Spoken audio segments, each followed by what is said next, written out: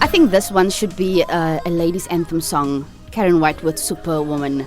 Right here on BayFM 107.9. Well, the next two ladies, let's find out if they are superwoman. Good morning to you, Alethea and Bernie. Are you like early in the morning, breakfast on the table? Do you do that? No, definitely not. Okay, and you? No. You don't? No So, either. are you saying that you're not a superwoman? I am definitely a superwoman. There we go. Amen. Definitely. Mm-hmm. But we don't do the full spread. We're more of brunch people in my house. Definitely. And 2 yourself? coffees later. Me.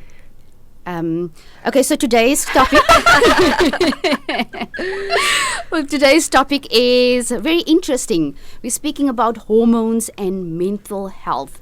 So you ladies are actually here to tell me it's okay to go through moods. It's okay to go through mood swings. It's okay not to be okay and like, vandag is my daggie. Is that correct? Yes, 100%. That is correct.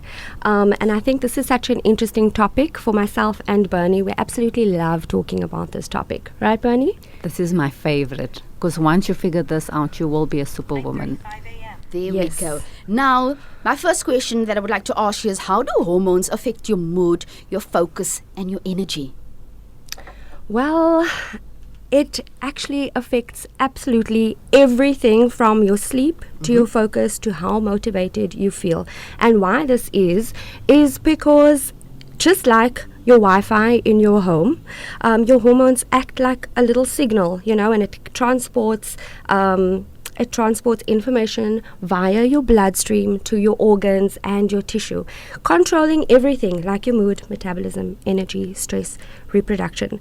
So I just want to, if we can, just go a little bit deeper into the key hormones that we always hear people discussing when we talk about women's mental health.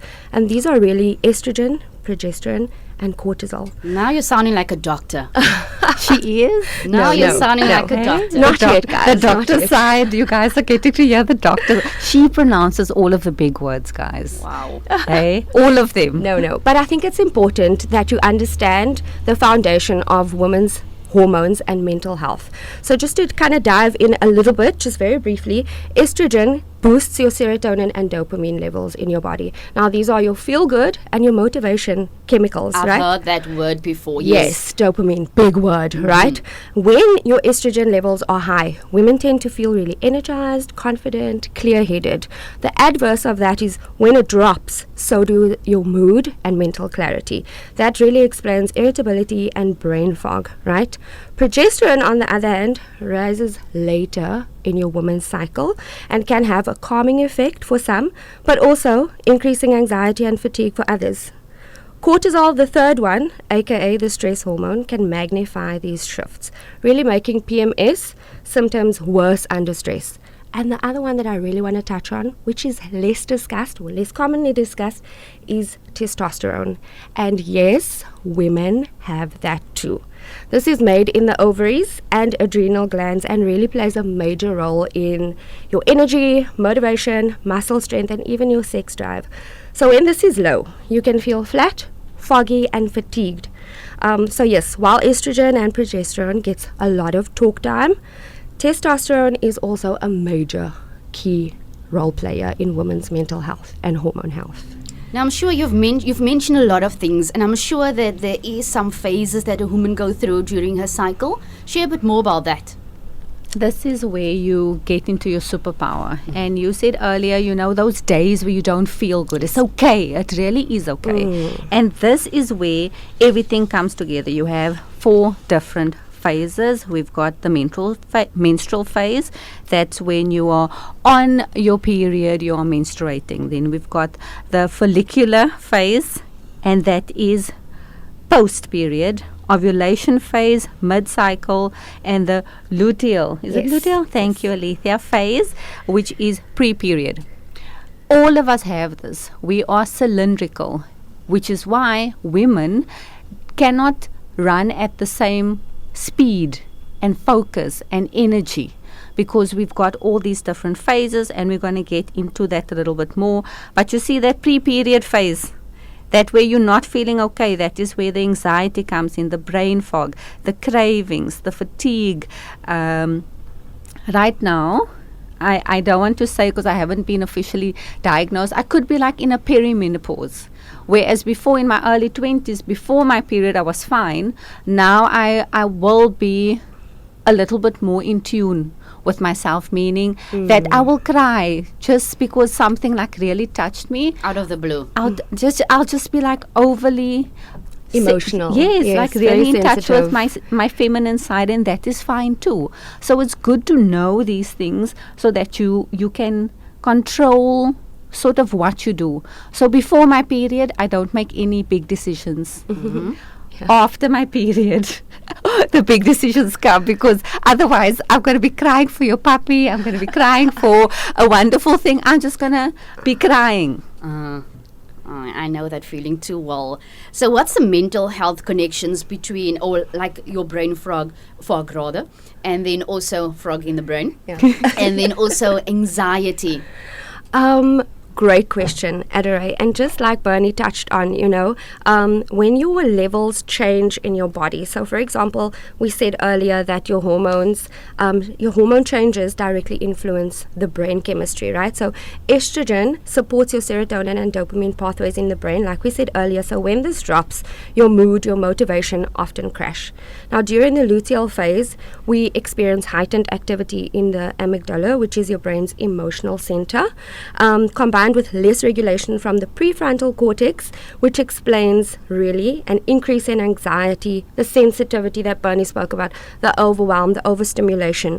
And really, like she said, this is why many women experience brain fog, irritability, and low moods just before their menstruation.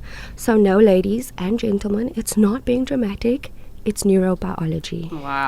Wow. So why do so many women dismiss this, or rather these shifts, especially when we speak about women in South Africa? You can take this one, Alethea. Okay. I think it's mainly the main contributing factors that we see is really stigma and conditioning. Society tends to label hormonal changes as, like you said earlier, just being moody or an excuse. And as women and as young girls, we tend to internalize that message, and we end up gaslighting ourselves, thinking, we should probably just cope better. And in South Africa, especially, over 70% of women of reproductive age report PMS symptoms that interfere with daily life, which affects your work performance, relationships, and self-confidence. And I think it's important to just expand on that just a little bit, is just to understand that mild discomfort with your period can be normal, right? Because your uterus is contracting to shed its lining. But pain that keeps you in bed, pain that's debilitating, that, just normal painkillers doesn't fix, that's not normal, and that should not be acceptable. And I think that kind of pain could sometimes be pointing to something deeper, and these are like, conditions such as endometriosis, fibroids, hormonal imbalance. So I think often we're told to just toughen up, but that's an outdated and dismissive sort of narrative that we should definitely challenge. So just to wrap up that point there, if you have normal cramps, manageable, that's kind of common, but anything that's debilitating, not normal, and should definitely get checked out. What are some of the practical steps that women can take to work with their hormones instead of working against them? Oh, I love this. Remember, I spoke about that superpower. So what I do is I track my energy. So throughout the month, just do this for 2 months and you'll see there's a sequence. What I'll do is will rate myself 1 out of 10 to see where my energy is, and to see whether that energy, out of the month, we've got 2 weeks where we are so energetic, where we can take on the world, where you feel like a superwoman for real. And once you figure that out and you start doing all of your heavy tasks, all of the tasks that you need more brain power, the kids clothing, the laundry, you have those days where you can just conquer it all, and days where you're like, the next sock is going to flip me over the edge. So track your cycle, figure out whether it is in your ovulation phase, your luteal, on your menstruation, because we all change. Alethea mentioned endometriosis. I am an endometriosis warrior, so please, if you are experiencing anything that we are talking about, go and check it out. A heavy period, a debilitating one that's making you feel like you want to faint is not normal. Nutrition. Make sure that you are not taking in too much processed foods, sugars, add more vegetables. And a hack that a few friends, I've got 2 friends that sent me this, is have red meat on that first day of your period. It sounds so silly, but it did the world of difference for me. And then also make sure that you go and check out your hormones. You can do it these various different ways. And then also start managing your stress. And that is easier said than done. Yes. And Agreed. it is, it flows beautifully with our burnout topic, which is just take 30 minutes for yourself, get silent, move. If you do even 30-minute walk or 10-minute walk, and then let's stop doing the self-comparison where I look at you and go, okay, but Alethea's doing this, Bernie's doing that. Figure out what works for you. Yes. Once you figure that out, like for me now, it is... Where am I? I'm in ovulation phase. So I know this is my creative week. I'm going to be like putting the best content grid, all of the stuff together. I'm not going to be taking on anything heavy that's going to drain my energy, because I need to be mindful of it, because when I'm now pre-period, I need to be resting more. The bottom line is we need to figure out for ourselves what works for us, because there is no one size fits all. And then Alethea has found some very interesting research. And you also, I watched the podcast yesterday. She's going to tell us about the podcast that is going to help you. Yes, I think that podcast it's a conversation between a doctor and Mel Robbins. Yes. So I think we'll add it onto our page. Yes. And just add that link, so that if you want to learn a little bit more about the topic, she's fantastic in explaining everything from the beginning to the end, A to Z. And I think just to end off is just like Bernie said, stop the self-comparison and practice self-compassion. Just understanding where you are in your phase, and understanding that, sometimes you need to take a little bit of extra time self-caring for yourself. Can I just add to drink lots of water? Yes, 100%. yes. And then also tea. Tea is very good with antioxidants. Ladies and gents, remember that we are just here for a brief moment, and this topic you can run really in-depthly in for 30 minutes, which is why we're going to recommend you just go to Mel Robbins' podcast on YouTube, search the hormonal one to get a really in-depth, scope. But also my last one is talk about it. Talk about it to the kids. Explain to them. I've got a son and daughter, stepson and daughter. Like I tell people, I literally still get the same headache. I'm saved from nothing. And when we started educating them both on how to be mindful during that, it made such a difference. Because remember, your son's going to be someone's future wife. So let's just get them prepared to be on that time. Bring out the chocolates, bring the water bottle, rub her back, don't be too much, clean the house. Normalize that. I think that might save a lot of relationships. Yes. Yeah, and just say, look here, I'm on my monthlies. I get it quite heavy. Can you give me grace? Yes.